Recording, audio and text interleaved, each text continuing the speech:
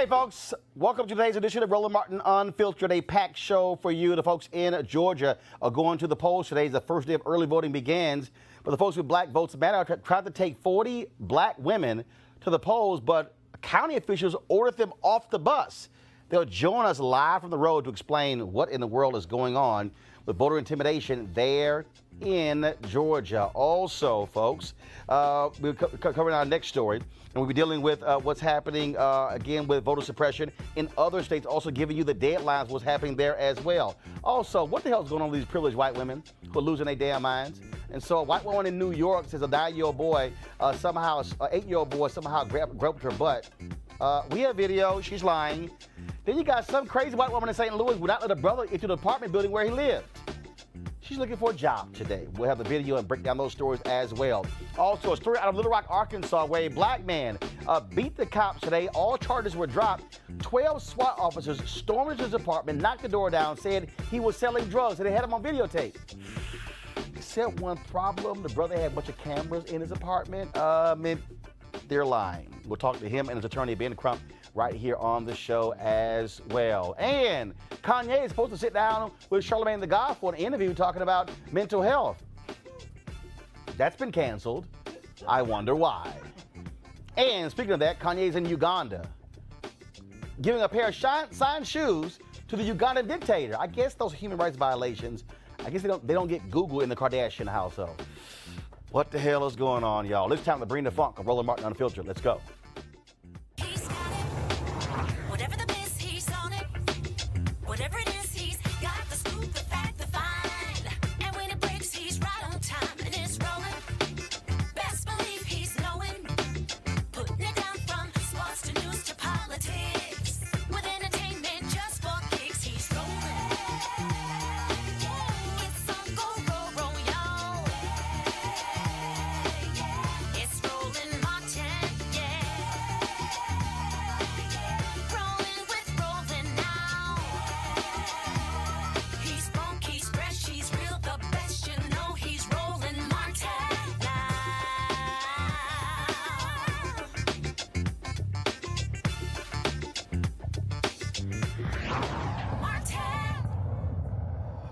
All right, folks, early voting began today in Georgia, and Republicans continue their efforts to disenfranchise as many voters as possible. We talked about, of course, last week how Brian Kemp, the Secretary of State, who's also running for governor, is doing his part to try to keep folks from voting. Of course, Stacey Abrams, she's doing all she can as well to fight that. Of course, I talked to her this morning on the Tom Joyner Morning Show, where she was highly critical of what was taking place in Georgia when it comes to early voting. Now, check this out, folks. Today, the folks with Black Votes Matter, they've actually been traveling across rural Georgia, talking to people, getting them excited about early voting. And they were actually going to take some people to the polls today, a group of black women who they visited who wanted to travel with them and on the bus to go to the polls. Well, something happened, and that is they got on the bus, but a county official made a call to the senior citizen center and said, take them off of the bus. What the hell's going on? Joining us right now live from their bus tour in Georgia, Latasha Brown and Cliff Albright, the co-founders of Black Votes Matter. So Latasha and Cliff, so what was the deal? So y'all are talking to people there. They are excited. They want to be on the bus. Then a phone call is made, and then get off the bus? Yep. That's exactly right, Roland. We were having an incredible time, and folks were literally dancing outside the bus, dancing to some James Brown, Black and Proud, got on the bus, all excited to go vote. Even folks who had already voted were excited just to be on the bus and to be going along with their friends down to go vote. And all of a sudden we got a call of the person, our partner who was coordinating, got pulled off. They got spoken to. They basically said that they had the folks had to come off the bus. That the bus wasn't allowed, we didn't have the proper credentials, or it just wasn't allowed that we bring the folks to the polling place. And so, everybody got off the bus. We didn't want to fight it. We didn't want to get the folks at the senior center in trouble. We didn't want to create problems because that's not our purpose. But we did want to make sure, in fact, folks got even more fired up, honestly. And at the end of the day, we believe that the folks there, we already knew that they were going to go vote, but now And we already knew that they were going to talk to their friends, but now they're even more fired up to talk to more friends and more family and to spread that story. And there's going to be an even bigger turnout because of that. So what was meant to be intimidation and voter suppression is actually going to wind up having the opposite impact. Latasha, here's the deal, though. It's very simple. Anybody could drive anybody to the polls. It's not like you have to be a voter registrar to drive somebody to the polls. Absolutely. I mean, this is part of what I'm so glad, and we actually caught it on video. This is the kind of intimidation, voter intimidation, that has always been going on in the Deep South. There was absolutely nothing that prevented people from. We have a chartered bus. These are the kind of buses that take folks to the casinos, that take churches. We have an insured, chartered bus that we have taking folks to go to the polls. They actually asked us to get on the bus to go vote. So it's by their own choice. It's a chartered bus. There was nothing to prevent them. What we were told is that someone had passed by, saw the folks getting on the bus, had made a couple of calls, and a county commissioner. Now all of a sudden, all the county commissioners, none of them are taking responsibility for it, but someone called the director of that facility. And mind you, this is a day facility. It's not like the people live there. It's just a community center. So the people that came are independent folks who come on their own. They come to go, they're seniors, they have senior activities there. So there was technically nothing that legally really prevented them from being able to get on the bus and vote with us, other than this tactic of intimidation. Because they go to the center, because the center is important to them, they reached out to the director of the center, and in that process, she said that they couldn't get on the bus. They're individual voters. There's nothing that it's as if somebody else is making a determination for our folks. And these are people, y'all, that are seniors. These are senior citizens. So if any of you all got someone, like your aunt and your grandmother and other people, that technically, particularly little things like that, to intimidate them, it has a particular kind of impact on them. Now, what was really surprising for us in this process is, and we even have video of them, they were getting off the bus singing. It was like, they weren't even surprised, because this is such a tactic that is so often done. What was even more ironic is essentially we weren't the ones we came down to do the rally. There had already been provisions made to take them for early voting made by the center. So after they got off our bus, they went and got on the other bus being prepared to go vote. Well, somehow that same call, or I don't know if it was a subsequent call or not, said that they weren't going to take them to vote at all that day. They would go another day. So the entire, all of these seniors that wanted to go early vote, not only were they intimidated or to not vote and go to the polls with us on our bus, but the prearrangements that had been made for them by the center also got canceled. Those are the kinds of tactics that have been used in the rural South that nobody is holding folks accountable to, that our people deal with day in and day out. And we just happen to have this time, we have it on tape. And of course, y'all are traveling all across Georgia, going to a lot of these rural towns. And again, places where in the past, Democratic gubernatorial candidates frankly ignored those voters, trying to appeal to frankly white suburban voters or white moderate voters. But Stacey Abrams is really focusing on turning out those folks who've been marginalized in the past. Yeah, exactly. I mean, these are the kinds of counties that we've been going to.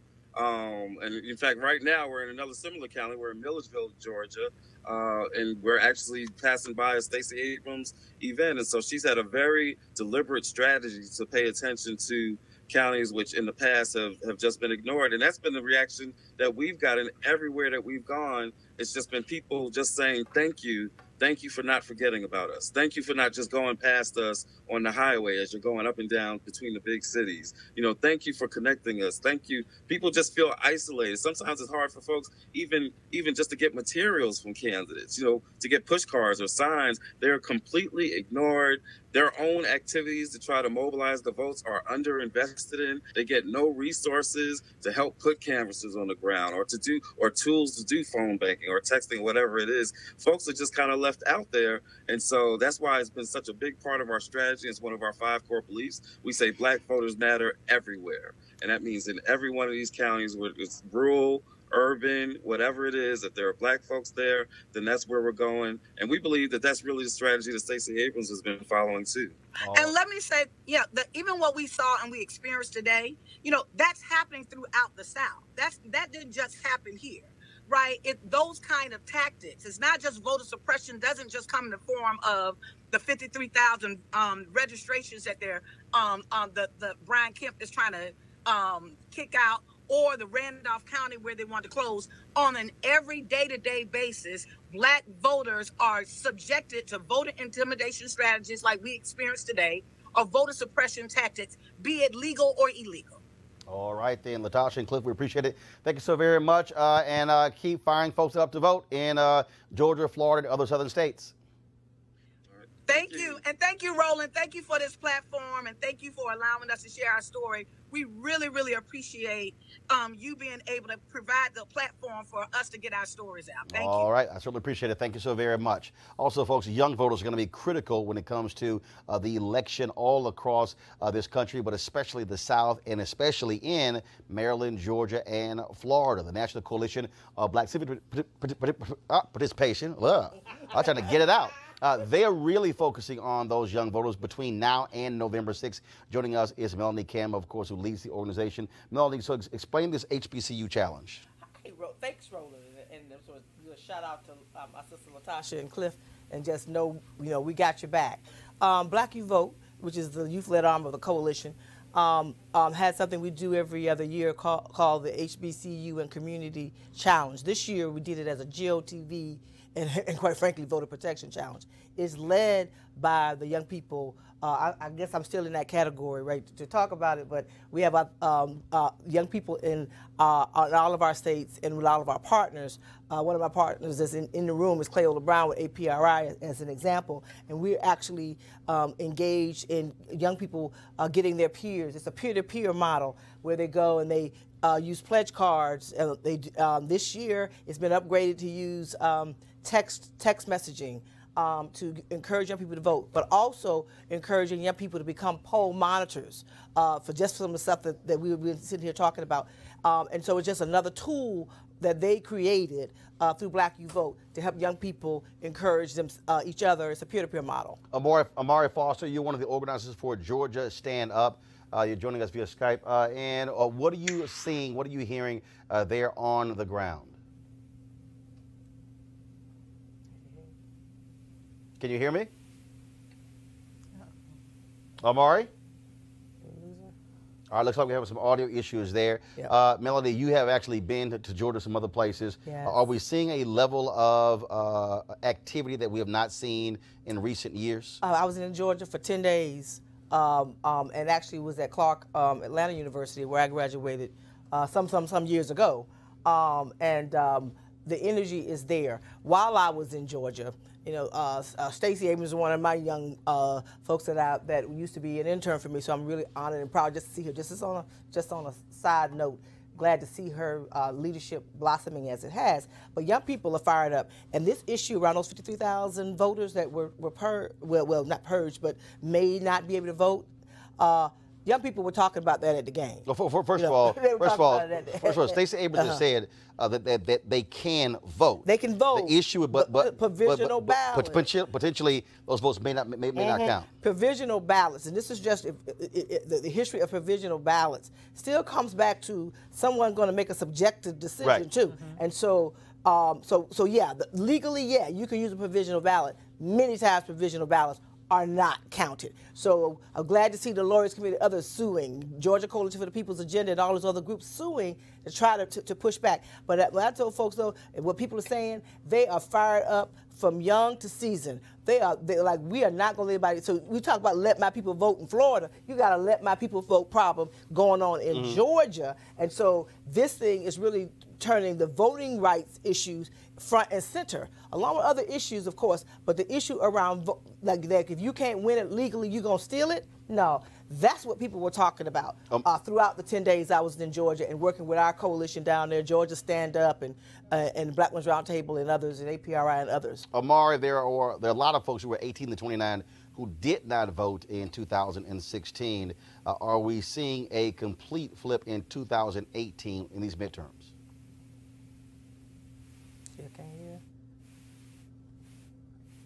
All right, Amari, can you hear me? No. Looks like we're still having issues with with Amari. So yeah, well, Amari Foster. Let me just tell you who she is. Amari Foster is a community organizer down there in Georgia. Works with Deborah Scott with Georgia Stand Up. They're one of our partners, and really she's been she's been at City Hall all day because we were talking earlier, and so she's one of the sharpest young ladies I've met in a very long time. I think she's trying to talk now. All right. So what we'll do is so do we have Amari? If we don't, then I'm gonna have to move on.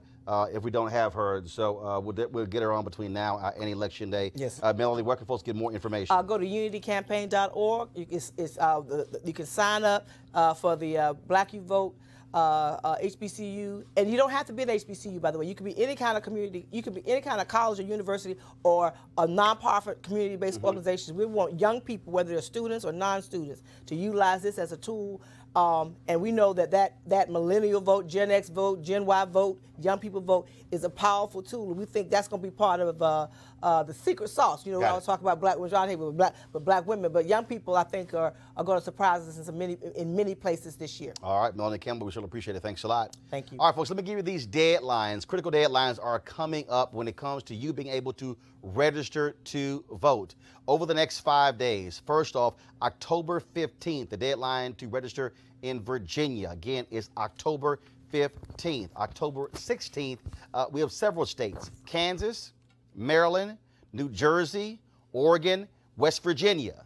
Okay, let me repeat those again: Kansas, Maryland, New Jersey, Oregon, and West Virginia. October 17th, Massachusetts and South Carolina. Okay, Massachusetts and South Carolina. Massachusetts, you have Ayanna Pressley, of course, who may be the first woman of color representing Massachusetts in Congress, who is running there against South Carolina. October 18th, Nevada. You have Stephen Horsford, of course, the former member of Congress who is trying to return to Congress, who is running there as well. Plus, you've got Aaron Ford, who is running for Nevada Attorney General, an African-American there. October 22nd, Alabama, California, and South Dakota. So again, those are the states all coming up, all the voter registration deadlines. Also, keep in mind, folks, there are deadlines when it comes to absentee balloting, requesting that information as well. And so you must remember all of those deadlines that are critically important if you want to vote in the midterm elections. Now, over the weekend, Brian Kemp in Georgia used the language of white supremacists, segregationists, when he was complaining about the folks who have been critical of him for those 53,000 votes Melanie was talking about, as well as LaTosha Brown.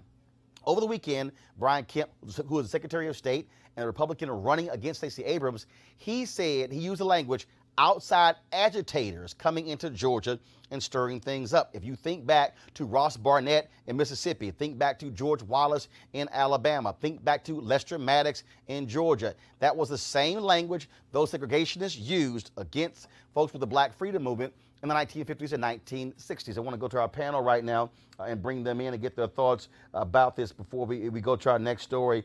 First and foremost, we have, of course, Michael Brown, former vice chair of the DNC Finance Committee, Avis Jones-DeWeaver, leadership strategist and author of How Exceptional Black Women Lead, Malik Abdul, National Communications Director for the Black Conservative Foundation. Malik, anytime we hear, again, certain words, when you say outside agitators, if you black, and you understand your history, you know exactly the language and where that comes from. I disagree with that. I don't think there's any racial motivation or intent behind someone saying that they're outside agitators. If we can't say outside agitators when talking about a race, especially one that in Georgia that we're talking about, I mean, where are we now? Malik, you do know our history. Absolutely. When folks were fighting for the right to vote, when they were filing lawsuits demanding civil rights, and when the language of outside agitators was used to describe civil rights organizations who were complaining about being disenfranchised. You do know that history, correct? Absolutely. Okay. But that doesn't mean that when he said what he said, what Kemp said, he had racial intent behind saying that. Okay, I so mean, it's a common phrase, outside agitators. No, it's not. Common phrase. No, actually, it's not. They are. It's not a common phrase. We talked about it. We're talking about it now here in the District of Columbia, where we're talking about outside interests who are trying to influence our. No. Outside interests. Interest agitator. Okay, Avis. I mean, it's the same thing. No, it's not. The same thing. Oh my God, that is absolutely ridiculous. It's laughable. That's why I'm laughing. I mean, I have never in my life ever heard the phrase outside agitators outside of the specific context that we're talking about it now in terms of the racist history of segregationists. And not only, and it's true, that itself is not laughable. That itself, in fact, is accurate. Okay. Now, here's the thing. When he said that, he was not only saying that to black people in terms of we know what that means. He was saying that to white people in the South who also knows what that means. And so he was sort of giving a wink and a nod to his specific constituency saying, hey, I got this. I'm going to keep them in check, and I'll make sure that we continue to do everything that we can to suppress the black vote, which, in fact, he's been doing for years. Now, Michael, I talked to Stacey Abrams again this morning on the Tom Joyner Morning Show, and she said she also found the comments to be utterly ridiculous. She said because it's actually Georgians who are white, who are black, who are Asian, who are Latino, who are filing suit demanding their right to vote. When you hear a guy like Brian Kemp say outside agitator, what immediately comes to mind for you? Well, I've never heard a white supremacist being called an outside agitator. Clearly, there's a connotation. That's what's interesting. I'm trying to figure out what history books you were reading from as a youngster. Because I don't understand. I've read quite a few. They called Dr. King an outside agitator. Yeah. They called Malcolm X out agitator. Absolutely. But never white supremacist. Why is that? Well, I mean, I can't answer for why Kemp said what he said, but I do know that it's not racist to call anyone an outside agitator if that's what they are. But that's just because of how you receive it. But that's just because of how you receive it. What are outside agitators then? By definition, then you said if that's what they are, who are they? The same interests that are here in D.C. trying to influence the election here in D.C. I don't know who they are. No. There's national money pouring into the race when you say the same interests here in D.C., hold up. So, do you consider the NAACP Legal Defense Fund to be an outside agitator? They're outside interests, absolutely. No. Do you consider the NAACP Legal Defense Fund to be an outside agitator? No. I'm using the words of Brian Kemp. Well, right, but there may have been other words that he could use. I would have said outside interest. Hold up. The NAACP Legal Defense Fund is a national organization. Right. So therefore, how are they an outside interest or agitator? If they were trying to influence an election here in D.C., I would actually consider them an outside. I'm sorry, you do know that the Lawyers Committee for Civil Rights Under Law, as well as Transformative Justice Coalition, as well as NAACP, LDF, you do know that they typically file lawsuits in different parts of the country, especially the South, as it relates to the voting interests of black people. Absolutely. So therefore, how are they outside if they're also representing black people in Georgia? They're still outside interests. So there are local interests and there's outside interests, or national interests, if you will. In the case in Georgia, what we're talking about here, we're talking about an existing law that was on the books. The same groups that sued Georgia. And actually, let me give you a little bit of history to back it up. What you actually had was a practice by Brian Kemp where he was slapped down by a federal judge.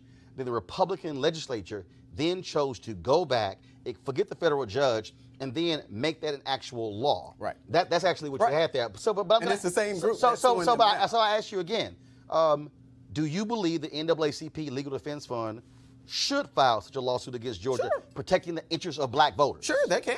They absolutely can. But I also don't think it's inappropriate or inaccurate to call them an outside interest. Michael? I don't. That's what they are. He was called outside agitators. Yeah. Let's get the language correct. Right. Well, and he knew exactly. Outside agitators are. I would love for you to be able to quote an example where a white person or a person of color even used the word outside agitator to refer to white people, for example. I don't know of any other context. And when that specific phrase has been used, other than having it be used as a weapon against the interest of black people throughout our entire history, I have never heard it used in any other context. Can you provide me an example of that? We're talking about weapon. It's the Can same you thing examine me an example of that? It's the same thing that Stacey Abrams doing, using this whole idea so that they're trying to you can't purge provide the 52,000 people, using it as a weapon. It's dog whistle politics. Exactly. That's what I'm saying. But we do know that that's something that Abrams is engaging in. How so? How so? Because she's trying to paint a picture that Brian Kemp is trying to purge voters or whatever. Hold on, I'm sorry. That's You said, hold up. You said they can still. Hold up. You they said can trying. still vote. You said trying to. Right. Okay. Trying to. In the last several years, they estimate 1.2 million voters have been purged in Georgia. Well, because of an exact match law of over 7 million, I think almost 7 million voters that they have there in Georgia. 52,000 of those voters did not, their information on their registration forms did not match their Social Security card or their driver's license. It was one or the other. So to say that it's a racist intent behind that when you have the governor of the state who just extended voter registration in at least 4 of the counties, half of which after the hurricane, he extended the voting registration for those. So to say that the state of Georgia is being racist in this sense, I just disagree with it because it is a fact that... Henry, go to my iPad, please. This is a story from Yahoo where Joseph Crespino, professor of 20th century U.S. history and chair of the history department at Emory University in Atlanta, this is what he said. He said, Brian Kemp refers to his critics as outside agitators. You can't make this stuff up. He said that the term is heavily freighted with racially charged meaning dating to its use by pro-segregation leaders during the civil rights movement. The term outside agitators has a long and complicated history in Southern politics. It was first used by opponents of labor unions back in the 1930s and 40s, but it was quickly also applied to any kinds of groups that were advocating for greater civil rights and legal protections for African Americans. So it became common from the 1930s and 1940s onward for Southern politicians to label anybody who wanted to change the status quo in Southern politics as outside agitators and to dismiss movements for civil rights as being instigated by people from the outside. That's the head of the history department at Emory University, who might know a little bit something about Southern politics. Yeah, absolutely. I'm from Mississippi, so I know. So you I'm from Mississippi. Why not just acknowledge it was a racist thing to say? What I said was that I would not have used that word. I would Okay. have used outside interest. Just call it but racist. I'm not going to call it racist if I don't think that it's racist because Democrats feel that it's racist. No, but you think it's an interest, not an agitator. You're trying to change But I'm the using terms the of what words he said. interchangeably. But that's not what he said. But I'm using the words interchangeably. But it's not the same. Because But it's I not the believe same that that's thing, what he meant. But it's not the same. Okay, it may not be the same, but that's what I think he meant by saying that. I love how I think that's what he meant, but we know what he said. Well, hey. I focus on what he said and not what I think he meant, because when I hear what he said, damn it, I heard what he said. All right, folks, let's talk about what happened in Arkansas. Of course, where a cop gets in trouble, gets caught, everyone says just a bad apple. Well, what happens when you get a whole bunch of bad apples? Little Rock, Arkansas narcotics unit, folks, pretty rotten. They messed with the wrong brother. So check this out. It was an early morning no-knock drug raid at the apartment of Roderick Talley. He spent the next several months trying to figure out why the police did this. They might stick their knife into an abscess and then explodes all over the place.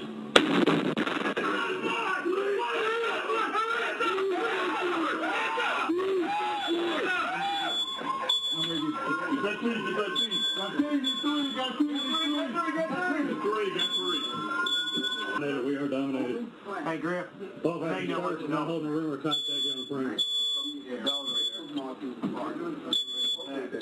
Not enough information in this script. Mechanical breakers.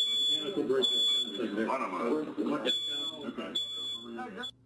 So 11 SWAT officers blew his door open, accusing him of selling drugs. They say he was actually caught on videotape selling the drugs, except the problem was he wasn't home. Charges were dropped today. Robert Talley, thank goodness he had a security system in his apartment. He joins us right now with his attorney, Ben Crump. Roderick, I got to ask you, so they thought you were a drug seller? Yes, sir. Yes, sir. That's what they alleged. And so, again, all of a sudden they bust into your apartment, accuse you of selling drugs, and they produce any evidence showing you selling drugs? Anything? No, sir. They didn't have any. No type of proof.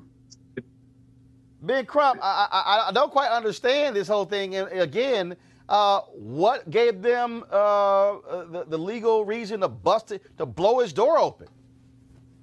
Well, that's what is the issue, Roland. Grateful you have these type of phrases on America because fails. Actually, hold tight 1 second, Ben Crump. For some reason, we're skipping. So, guys, do me a favor. Get them on the phone so we can have a much clearer signal. I know we want to do it via Skype, but the problem is it's skipping. We're going to hear every third word of being crump. Get them on the phone and let me know when we have them on the phone so we can go right back to them so we can have a much clearer signal. I do want to do this story right now, though. A far-right Trump-supporting hate group, the Proud Boys, beat up some left-wing protesters on a Friday night as the New York City cops watched and did nothing. Now, they arrested 3 of the left-wing protesters, but none of the Proud Boys. But now, days after the video surfaced, now the NYPD says they have enough evidence to charge 9 members of the group with rioting or attempted assault. Maybe it's because the damn video went viral. Press play.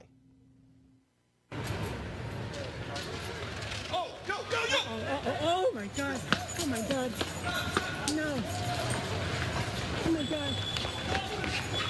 No.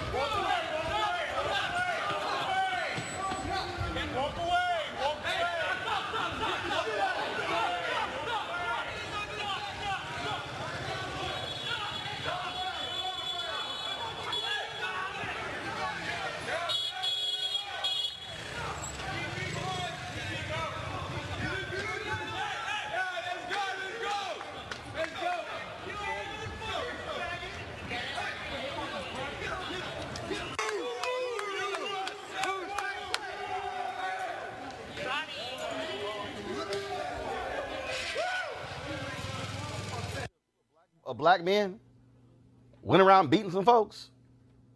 The cops wait 3 days to charge him. Here's what Gavin McGinnis said. He, of course, is the founder of the Proud Boys. He said, quote, "I have a lot of support in the NYPD, and I very much appreciate that. The boys in blue." No shock there. No shock there. Folks, again, these are a bunch of thugs. These are hooligans who they are allowing to walk around as if they're respectable.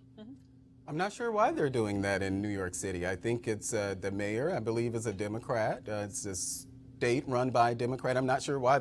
I'm not sure why they didn't press those charges initially. But I wouldn't. Of course. What does that have to do with them being a Democrat? Well, you pointed out that it was a Trump supporter. You pointed out that the Proud Boys were Trump supporters. Who did? You said that in your initial. I said they were Trump supporters? Yeah, you said Proud Boys. You said they were Trump. Actually, no, I didn't. No, I actually not did. You might want to, but the bottom line is this here. That has nothing to do with it being a Democratic city. The reality is, if they're a Trump supporter, they're Trump supporters. Right. But the bottom line is, that's nothing to do with them being thugs beating on people. Sure does. And I'm glad that New York seems to have taken the right steps in pressing charges against them. But see, these are the same guys who's supposed to have the white supremacist rally here in D.C. I think about 3 of them showed up. Yeah, yeah. But yeah. But once again, we'll see, they're afraid to be around a bunch of black folks. Here's the reality. They are expressing an allegiance with the police. I mean, we know that this is behavior that we see oftentimes. When we saw what happened in Charlottesville, for example, how long did it take for many of those white supremacists who were out there sort of attacking people, brandishing weapons, shooting people, not even beyond the poor lady that was murdered, but their violent actions on the street. The police were just sitting there watching it, just like they were there to sort of view and not do anything to protect the opposing protesters that were there. I mean, it's as if, look, just like in Charlottesville, it's as if, Michael, these cops are going, we're good. We're just going to watch, see what happens. Can you imagine? Good thing for videotape and camera phones. Can you imagine if we had that kind of technology back in Jim Crow South? Oh, God. It'd be a whole different world. Yeah. But thank goodness. Well, hell, we still had film. They still beat black folks on Bloody Sunday. We still see it. Absolutely. Crazy white folks didn't care. Did not care because they knew the juries were also stacked against them, so there weren't going to be any convictions anyway, just like we see sometimes in these police trials. Well, and again, I think what you have here, you have these Trump-loving Proud Boys, and that's exactly who they are. Say it. Now you say it. I ain't gonna fine, because that's what they are. They are white nationalists, right? Okay, and then they love them some Donald Trump, which is one of the reasons why he did not like having to call these white nationalists out in Charlottesville. That's exactly what we're seeing. And so the bottom line is, these are thugs. They should be prosecuted. They should be thrown in jail. period. Yeah, I agree. We saw that during the election where Trump supporters were attacked at rallies and things like that. So this is nothing new.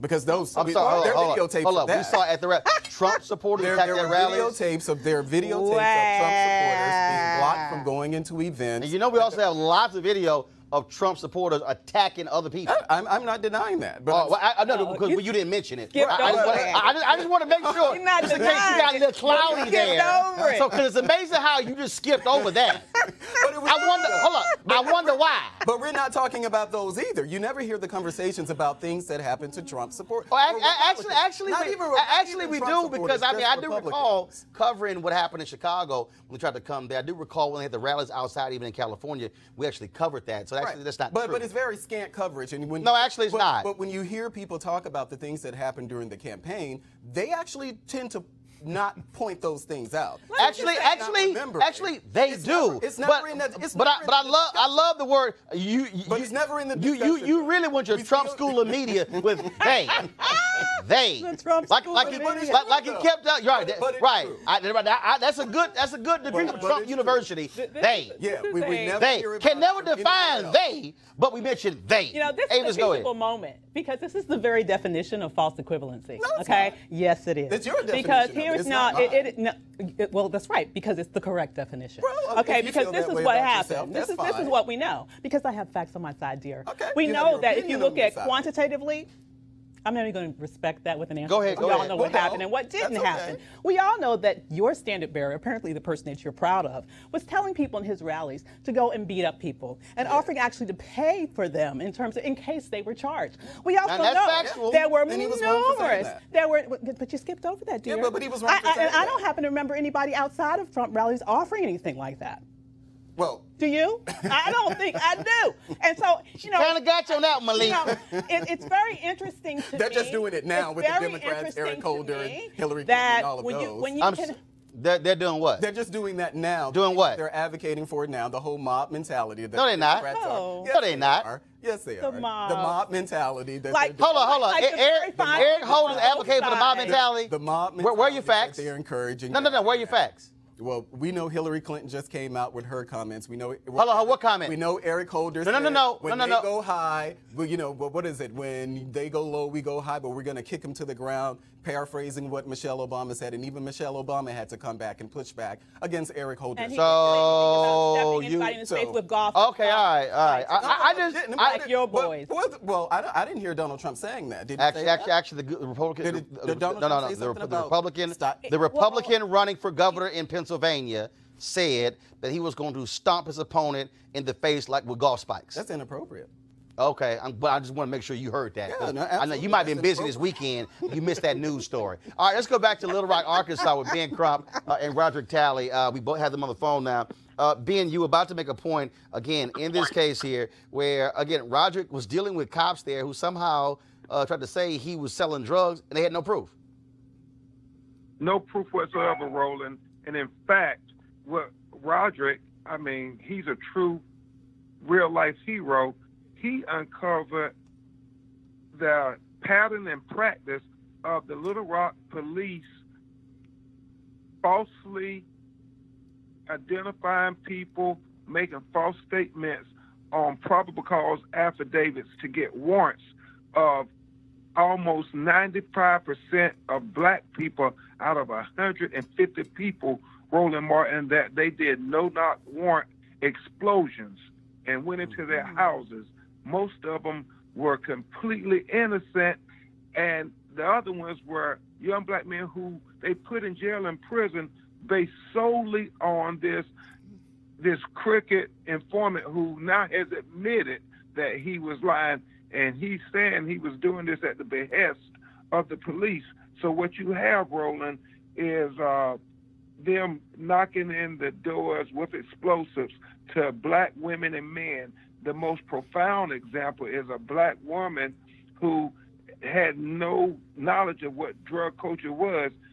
All those officers come in pointing guns at her and her little grandchildren and her son, and they're saying, "Where are the drugs? Where's the 8-ball? We know you got an 8-ball in here." She said, "I don't know what you mean. I don't play pool." And these are the things that they did. They preyed on poor black and brown people in Arkansas, and they did it over a 2-year span. It was Roderick Talley who refused to be a victim to this police corruption, and because he had a security surveillance video, he was able to expose the lie. So, Roderick, they dropped the charges. Any apology? I haven't heard anything from them at all. No apology from the cops, nothing from the city, the mayor, nobody? Nobody. The only thing I got was a bill from my apartment community for the damage the police did. So, so you have to pay for that? Yes, sir. Wow. So they knocked down your door, accusing you of selling drugs, no proof, but now you got to pay for all the damage First of all, how much damage did it cause? It's about a good over $1,000 worth of damage. Wow. Wow. Ben Crump, go ahead. And Roland, let Rod tell you in a brief narrative all about how this started. Rod, why don't you tell them just like you did before on the other statements? It was August the 10th, 2017, about 6:22 in the morning. And it was like the day I'll never forget because it changed my life forever. I woke up to a loud explosion and my front door landed on top of me, and Little Rock Police Department SWAT team coming in fully armed with guns, probably as long as their bodies, pointing them at my head, telling me that if I moved, that I would be shot. They all came in, and after they searched, brought K-9s in, I wound up going to jail. And at that moment, while sitting in jail, I realized that something that my mother had already told me, my mother who's now deceased, told me that to stand up and fight. And when I got out of there and got home, I reviewed my surveillance footage from my security system, and at that moment I realized that I would be able to do something that a lot of black men haven't been able to do, and that's be able to prove that the police told a lie. Wow. That is absolutely crazy. Ben Crump, I take it a civil suit's coming next. Absolutely, and not just a civil suit on behalf of Roderick Talley. Roland, they did this almost 150 times. We don't know how many more we've been able to prove. The same narcotic detectives have done this 150 times. And get this, Roland, they've only done it to about 5 white people, maybe about 20 Latino people, and everybody else was a black person they did this to. And all these affidavits are cut and paste. You can have the same affidavit. All they did was change out the black person's name. So this is a true major victory because they're now having to vindicate these black people who were put in prison falsely. They're going to get out of jail, and we're going to make sure they're compensated. And we want the prosecutor to hold these corrupt cops accountable. But it's a great day because so many black people around America, Roland Martin, and I know you cover all America with Unfiltered. How many black people say, I didn't do it? The police are lying on me. Well, today they have a new hero because Roderick Talley, a young man on his own, he was able to expose a system of corruption that proves they really were targeting black people to fake warrants to get affidavits just to put us in jail. Ben Crump, Roderick Talley, we certainly appreciate it. Take him to the cleaners. Hey, Mike Lowe, we are all on it, Roland. We're going to come back when they start letting some of these black people out of jail so you can talk to them. All right, we certainly appreciate it. Thank you so very much. Thank you. All right, thanks a lot, Roger. You take care. All right, folks, going to a break right now. We come back. Crazy-ass white women. That's next. Roland Martin Unfiltered. Now, look, I'm a tech person. I love being able to email stuff and PDFs, you name that. But also, there are times when I have fans who want me to actually personally autograph a photo, which means you got to print it out. Freeprints.com gives you 1,000 4x6 prints every single year straight from your phone for free. You can print photos from Instagram, Facebook, and other sources. Now, very simple. You only pay a small shipping charge, no subscriptions or commitments ever. You can also get other size prints, and the photos are great quality. Now, I know some of y'all might be saying, okay, that doesn't happen. Well, when I went to the White House, one of the ushers there wanted me to autograph a photo. We took a picture, but she didn't have an email, and I had to also go to a store, print the photo out, out, sign it, and mail it to her. Well, with freeprints.com, I can print it right there from my phone. It'll be shipped to me. They're the #1 rated photo printing app in the world with more than 100,000 5-star reviews. It's available for iPhone and Android. Download for free, freeprints.com, and be sure to put in there when you heard about it. Just say Roland. All right, folks, y'all be sure to go to freeprints.com. Again, put in Roland when you do so. Okay, what the hell is wrong with white women? First, we got the white woman calling the cops on the brother who was trying to barbecue in Oakland. Then we got the white woman calling the cops on the sister who trying to sell some lemonade in the Bay Area. Then we got, I guess some other white women stores acting crazy, but now we got 2 more ignorant white women, okay? So let's deal with the first one, in New York, all right? So this crazy white woman's in the store, okay? A woman comes by with her son and daughter. She accuses this 8-year-old boy of groping her flat behind. Watch surveillance tape, y'all. No, I want the cops here right now. No, I'll talk to you. I'm gonna stay right here. I'm gonna stay right here. I'm gonna stay right here. And our yeah. Oh, man. The cops are right down the block. I can go hide. What happened? White lady calls the cops on a black lady. I get it. Yeah, they're videotaping. Mentally ill. Yeah. Mentally Listen, ill. I don't care. Listen, you remember me, right? From school, right? Yeah, that's right. The son grabbed my ass. She said and she decided to yell at me. Here. So I'm gonna stay right here. Security camera. Let me go. Don't stay nowhere. Go home. Let's make it go viral. Go home. No. Let me go. No, not her. No. Come on. She's calling police. All right, y'all. So Cornerstone, Caroline. Y'all saw the video right there? Now, first of all, how dumb is she? The boy walked past. Anybody could see it was the backpack. No, she's sitting here, said he groped her behind. And then you saw her make this little hand gesture. I guess the mama said something. And then, again, like, what the hell is she doing? What? So she's grabbing her crotch to the mama. Now, look right here. Little black boy, not even looking at her, walk by. Backpack, she hunched over the desk like she's snorting something. The backpack brushes against her behind. And she said he groped. What? First of all, y'all, they had the video where she had to go back in the store, apologize. Boy, they were cussing out Cornerstone Caroline. She apologized. She said, no, I'm not a racist. But other people say she has done this to many other people as well. Okay? So let me go to the second crazy white woman for today. All right? We're going to go to St. Louis. All right? This brother is trying to walk into his apartment in St. Louis.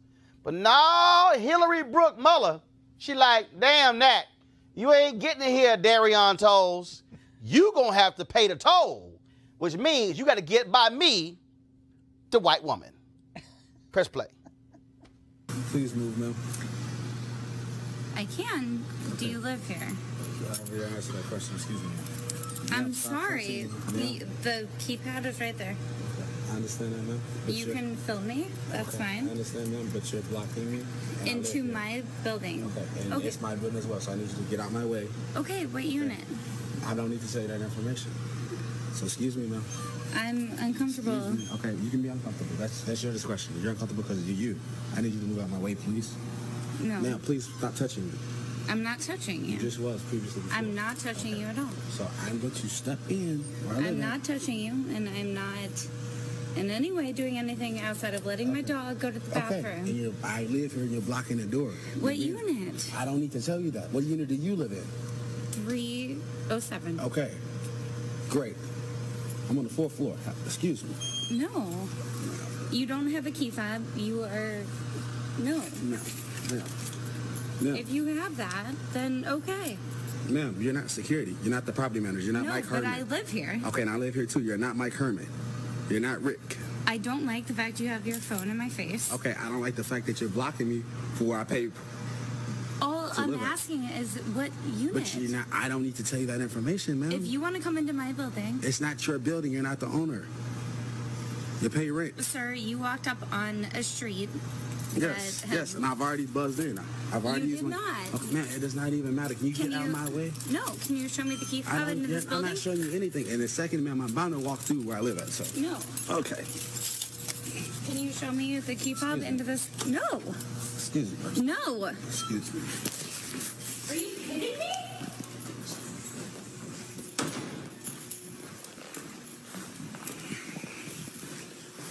Wow. Call the police, whatever you want to do. Where are you going? Do you have a key fob that looks like this?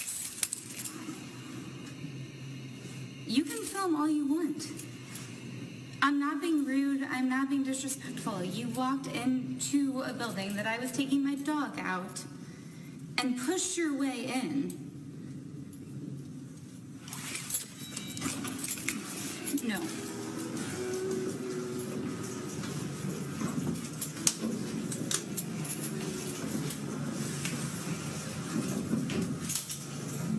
Who are you going up to the fourth floor to see?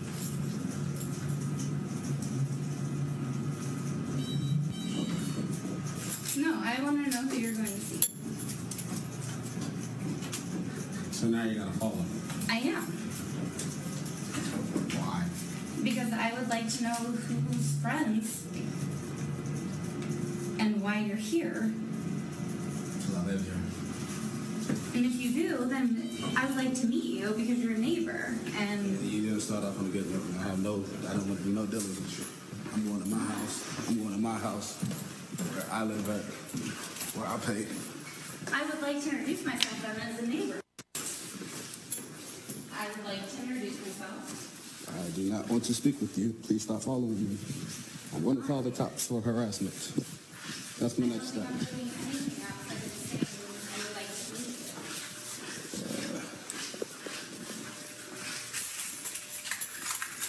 You just follow me all the way to my door. As a place. And you see my keys in the door. That is so, that... As a record, I just want to say hi. Ma'am, What is your name? Ma'am, you just, no. Have a good night, ma'am. Don't ever do that again. You look pretty stupid on video. Have a nice night. And my name's Mr. Tolles. Thank you.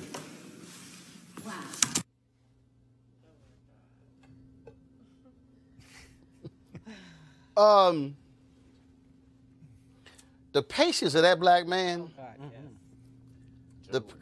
Cause see, I'm just letting y'all know, the words that would have filtered out of my mouth would have likely been bleep bleep, bleep bleep, bleep bleep bleep bleep. 30 seconds. These white women have lost their damn mind. Yeah. It's ridiculous. And I know you are men, so you have to, you have a special need for restraint. I'm sort of self-imposed. Yeah, because you can't holler at white women. Exactly. You can't be a black man hollering at a white woman. Saying, she better be glad it wasn't a sister, because her ass would have been halfway through that floor. I'm telling you, I can't imagine having that much patience with that level of ridiculousness and racism. Talk way too long. That's honestly, that conversation would not have lasted that long. But this is the thing. And what's crazy is white folks have gotten really emboldened. Mm-hmm. Now, I mean, and so now we can say what's causing it, but Malik, I don't understand. It's them. It's the white boy who asked the black woman about her pool pass, lost his job. It's the white boy in Ohio, the electrical company, who was hollering nigga, nigga, nigga. He lost his job. His whole business went bankrupt. And so what kills me is, I don't care if you keep recording. Okay. Heifer, you broke now because you ain't got a job. No, I mean, I can't make any excuses for that or any of the videos that we've seen in the past couple of years. I honestly can't make any excuses of it. I can say as a black conservative, this is something that I experienced most recently during our second-year anniversary here at our second-year anniversary that we had on Friday, where I got on the elevator and the lady asked, she said, well, what are you guys doing here? And I said, oh, well, this is our second-year anniversary, the Black Conservative Federation. And she said, conservative? And I said, yes. And she said, conservative, as in you're a Republican? And I said, yes. She said, oh, I'm gonna barf. Let me get off the elevator. And she got off the next, on the next stop floor in the elevator. And I'm just sitting here like, wow, good thing that I was who I am. Because if she had had that same interaction with someone else, I mean, she literally said, oh God, I'm gonna barf. Well, at least she ain't walking to your apartment. I know. Michael, I don't know what's going on. What kills me again is if you look at story after story, it's these white folk who will call the cops like they dial information. 311. You know what was really, Roland, creepy about that too? When she was following him, it reminded me of the fact pattern of Trayvon Martin. Mm-hmm. Where he was walking and the person was following him and then got into the confrontation. And that's what this empowerment of white folks relative to black men is seriously problematic. And the leader of our country, I don't call him by his name, number 45, is not doing anything to help the problem. And here's the other thing that you have here. I mean, you also have the story of the white man in Florida, where you get the students who had Florida A&M coming to the building who was carrying a gun. Yes. And then all of a sudden, he pulls it out and flashes it, it slipped out. No. And see, the problem, this is the real problem here, okay? One of these white folks gonna get blown away. Because see, the reality is this here. That white woman following that brother, she is following to his apartment. She is stalking him. Yeah. Okay? You show that video in reverse, and that is a black man following a white woman to her apartment. All of a sudden, if she got concealed and carry, and all of a sudden she blow him away, they're gonna say that's self-defense. And hope he's not in Florida. I mean, this is a white woman blocking the door, standing in the way, and frankly, he had George Wallace. He had every right to bust her in the throat. I'm sorry.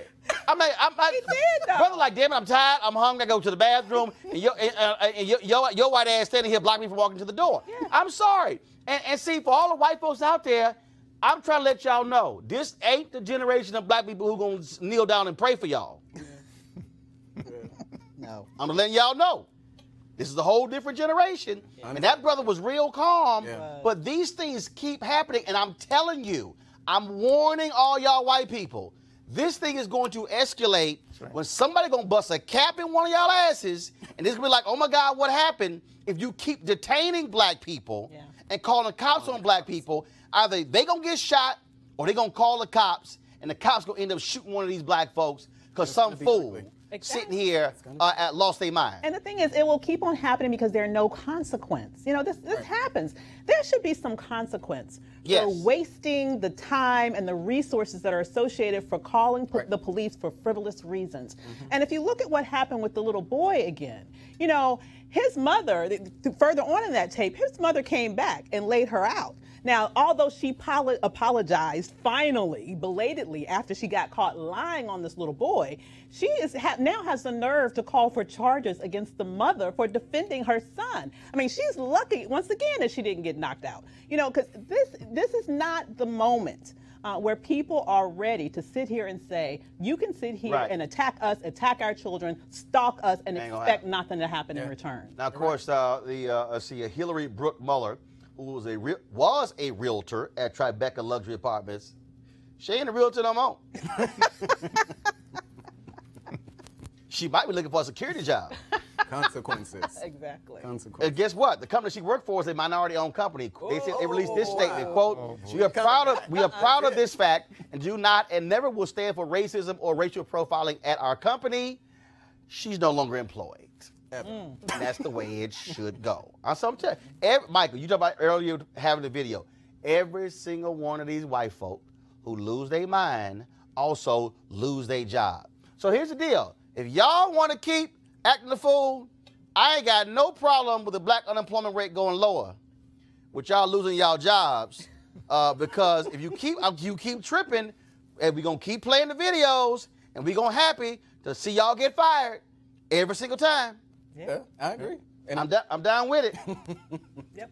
All right, y'all. Of course, this is also one of the reasons. First of all, that video told 5 million views on Facebook. Wow. So many folks have seen it. Wow. So, Hillary, We all know. Matter of fact, you know what? It's probably going to be a Dr. Phil show later on. He's going to get all them white folks together on one show. And like, you got fired, you got fired, you got fired, you got fired, you got fired. And that should be like, what the hell wrong with y'all? That should be the name of that episode. What the hell were y'all thinking? And so I'm looking forward to that, Dr. Phil. Go ahead and pull all them on the show. I just love to see all of them commiserate together in a focus group of crazy, broke, no having job white people. Looking forward to it.